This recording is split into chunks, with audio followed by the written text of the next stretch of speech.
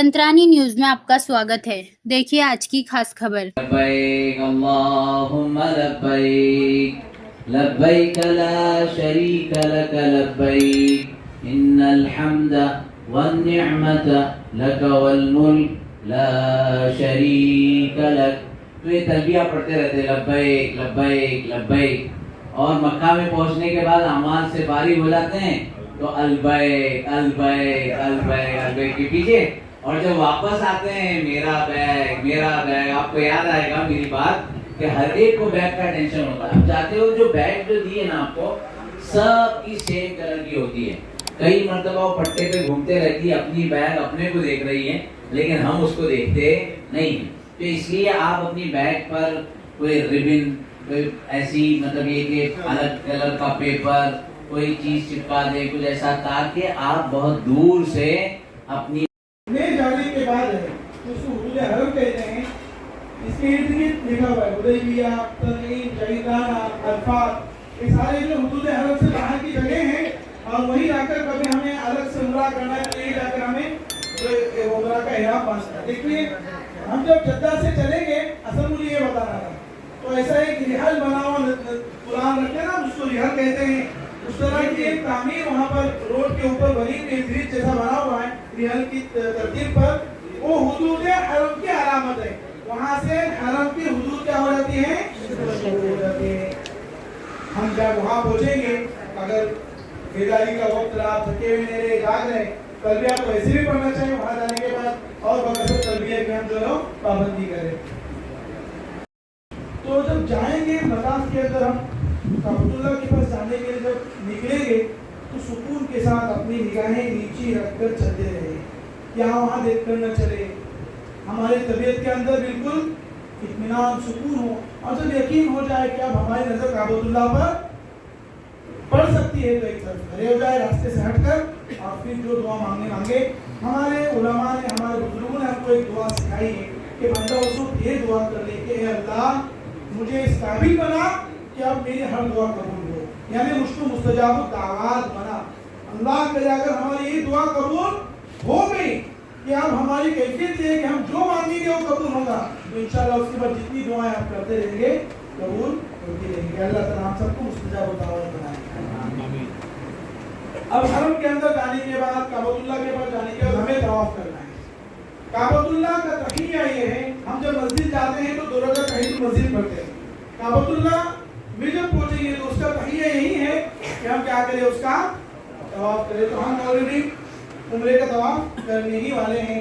देखिए काबतुल्लाह के बाहर 7 चक्कर लगाने का नाम क्या है, तवाफ है। तवाफ कितने चक्कर में मुकम्मल होता है, 7 मरतबा जब उसके गिर्द घूमेंगे तो उसका नाम क्या है, तवाफ। कहाँ से किया जाता है, देखिए हर चक्कर हजर अस्वद से शुरू होता है, और हजर अस्वद पर ही क्या होता है, खत्म होता है। हजर अस्वद से तवाफ की इब्तिदा करें, ये शराइत है तवाफ की। नंबर 2 हतीम, तवाफ हतीम से बाहर करें। हतीम किसे कहते हैं,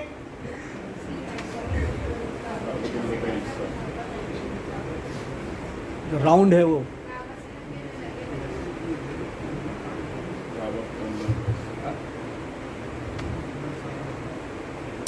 ये देखिए काबतुल्लाह से बाहर एक जो दायरा गोल बना हुआ है, हज़रत इब्राहीम अलैहिस्सलाम ने काबतुल्लाह की जब तामीर की थी तो काबतुल्लाह ऐसा चौकोर नहीं था, बल्कि वो यहाँ तक था।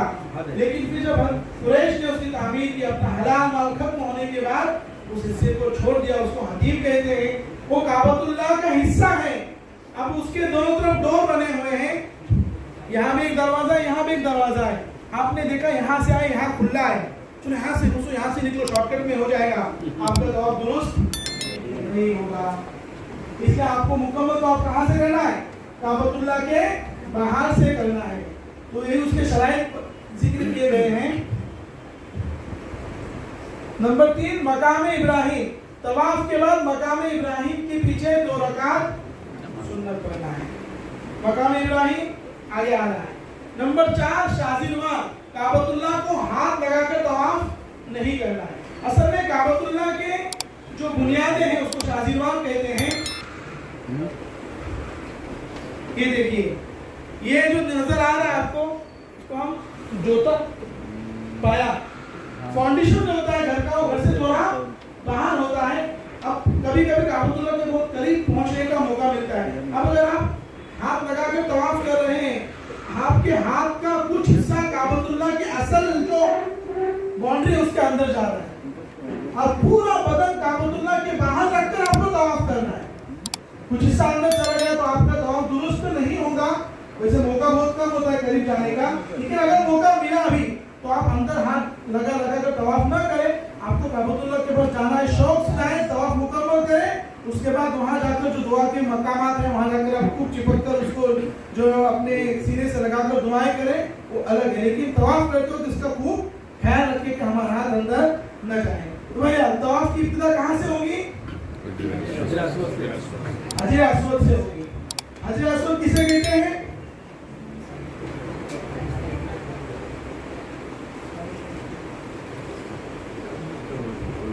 یہ حجر اسود ہے.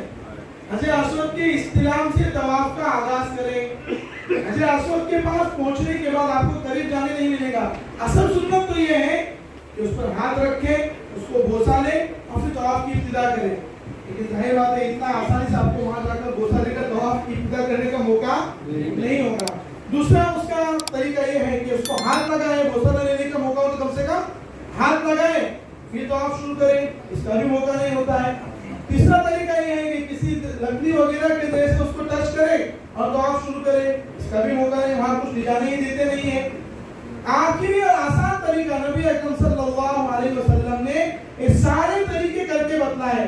اللہ کے رسول چاہتے تو ہر طواف میں جو ہے بوسہ لے کر طواف کرتے، لیکن امت کی آسانی کے لیے یہ بھی کر کے بتایا کہ آپ دور سے استلام کریں، بسم اللہ اللہ اکبر، اور اپنے طواف کو کیا کریں، شروع کریں.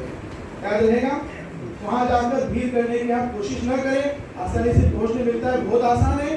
اور مستورات ہمیشہ اس کو جو خصوصاً دھیان میں رکھتے ہیں ہمارے نائب بہنیں کہ اس رش میں جا کر کسی حرام کا ارتکاب ہم سے نہ ہو.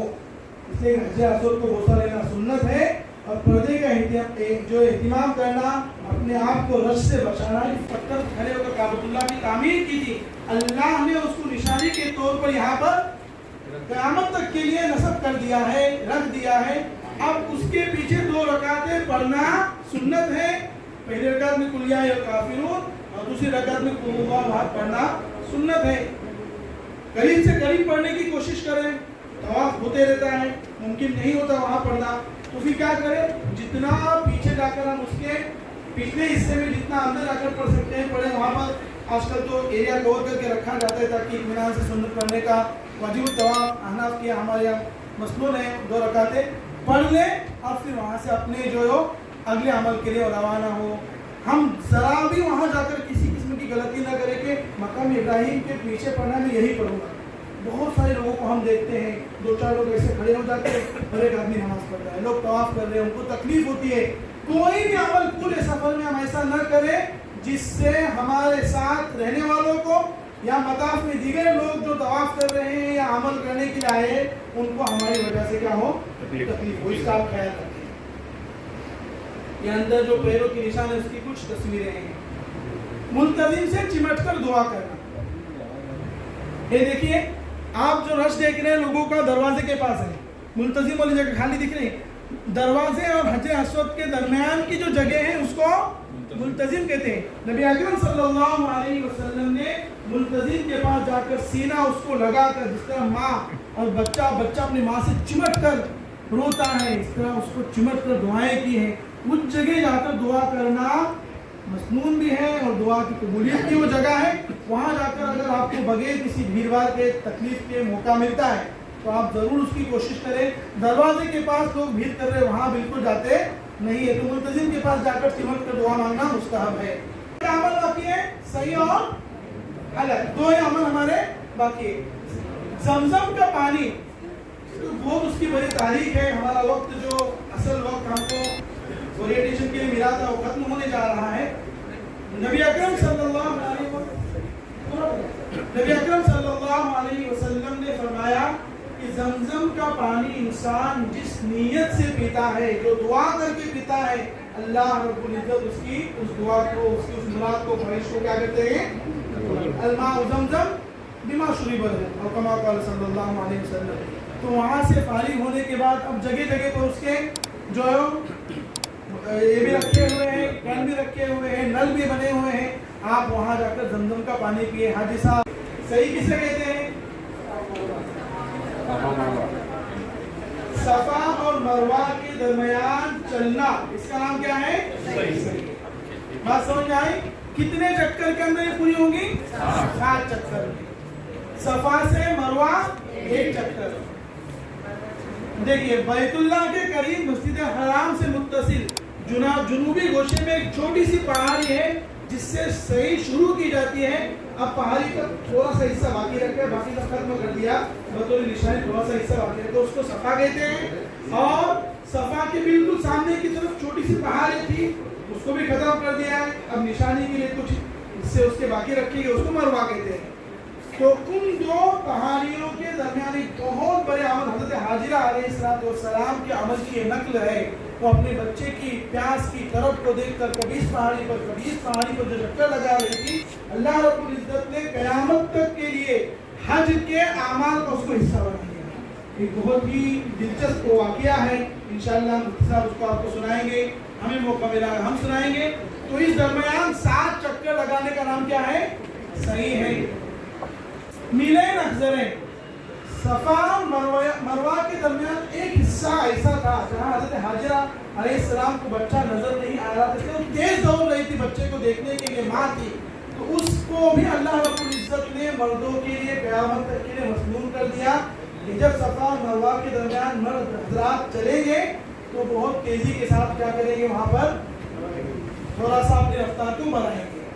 یہ دیکھیے یہ صفا اور مروہ کی ایک ذہنی اور اس کے بدلے اس طرح کا بھی وہاں پر پکچر بنی ہوئی ہے. بدایت الصفا، صفا اسٹارٹ لکھا ہوا ہے.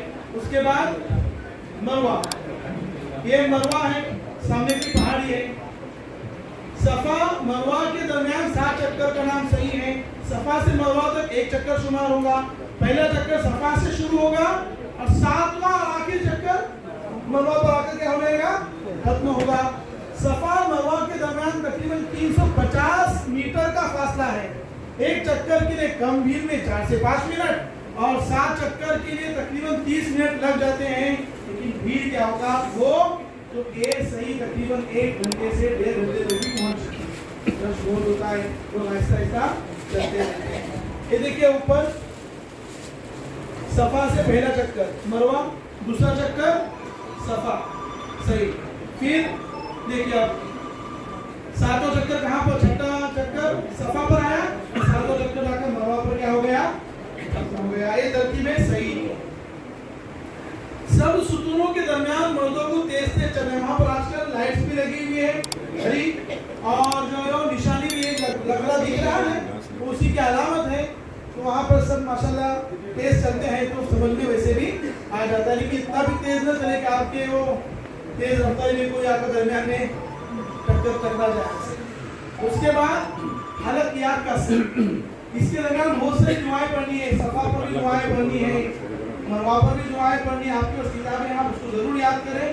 یہ پریکٹیکل کے اندر دعاؤں پورے سفر حج میں ایک عمل بھی ایسا نہیں ہے. اللہ کا فضل ہم تمام لوگوں پر ہے جو پڑھنا نہیں جانتے ہیں، جن کو علم نہیں ہے. اگر کچھ پڑھنا ضروری ہو تو ایک کا بھی حج نہیں ہوتا.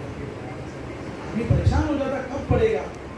اللہ تعالیٰ نے پورا سفر حج کیسا رکھا ہے، چلنا ہے، بیٹھنا ہے، رات گزارنی ہے، دن گزارنا ہے، کتری چننی ہے، کتری مارنی ہے. کہیں بھی آپ کو پڑھنے کا ذکر نہیں ملے گا. کچھ بھی نہیں پڑھا کسی نے، کسی کو کچھ بھی نہیں آ رہا ہے. پورا سفر بغیر پڑھے جو اعمال بتائے گئے اس کو کرتے چلا گیا، اس کا حج انشاءاللہ درست ہوگا. نیت اچھی ہو، پاکیزہ حلال مال لے کر گیا ہو تو انشاءاللہ مقبول بھی ہوگی. آپ کا طواف بھی ہو گیا، آپ کی صحیح بھی ہو گئی. اب کیا باقی رہا، صرف یا قصر. عمرہ حج سے فراغت کے بعد عورت کی چوٹی کے آخر سے 1 یا 2 پورے کے وقت ہے. 1 پورا ہے، 2 پورا ہے. نیچے سے اتنے ہی بال کم کرنے ہیں عورتوں کو. اور مردوں کے حق میں 2 شکلیں ہیں، سارے بال منڈائے یا پھر अपने बालों को जिस तरह हम कैंची से काट लेते उस तरह भी काट लिए तो आपका अमल दुरुस्त होगा। नबी करीम सल्लल्लाहु अलैहि वसल्लम ने हलक करने वालों को 3 मरतबा दुआएं दी हैं। बेहतर ये कि हम हलक करें, लेकिन अगर हमारे अय्याम बहुत कम है, फौरन उम्रा के बाद हज के अय्याम शुरू होने वाले हैं और बाल ताक़ीर से आने का ऐसा डर है, तो अगर आपने हलक नहीं किया तब फिर हरज नहीं है। इन 2-4 दिन के बाद दोबारा आ जाते हैं कि हम दोबारा उस अमल को अंजाम दे सकते हैं। एहराम की चादरें उतार लें, आम लिबास पहन लें, अल्हम्दुलिल्लाह उम्रा मुकम्मल हो। ऐसी ही ताज़ा खबरों के लिए देखते रहिए लंतरानी न्यूज़ लाइव। लाइक कीजिए, सब्सक्राइब कीजिए और शेयर कीजिए। बेल आइकॉन का बटन दबाना ना भूलिए और देखते रहिए लंतरानी न्यूज़ लाइव।